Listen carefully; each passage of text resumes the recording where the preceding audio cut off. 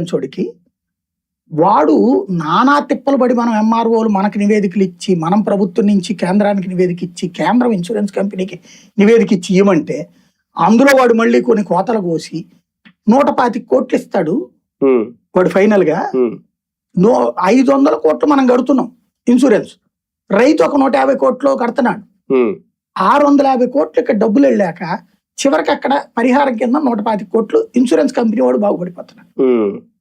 ఇది అప్పుడు జగన్ కొన్న నివేదిక.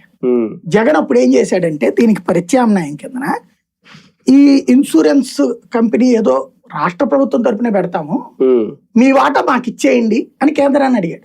అంటే ఇప్పుడు ఏది ఇప్పుడు ఈ రైతు ఇన్సూరెన్స్ ఏదైతే ఆ కంపెనీల బదులు ఈ కేంద్ర ప్రభుత్వం ఇచ్చే పిఎం ఇన్సూరెన్స్ ఏదైతే ఉందో మేమే ఇన్సూరెన్స్ ఏజెన్సీ పెడతాం రాష్ట్ర ప్రభుత్వం తరపు, రైతు దగ్గర నుంచి డబ్బులు తీసుకుని కేంద్రం ఇచ్చే వాటా మాకు ఇచ్చేయండి, ఈ ఇన్సూరెన్స్ ప్రీమియం ఎంత ఉందో అది అని చెప్పాడు. అప్పుడేంటి రాష్ట్రం 500 కోట్ల, కేంద్రం 400 కోట్లు, 900 కోట్లు రైతు నుంచి అక్కర్లేదు 125 ఇది అతను చెప్పాడు.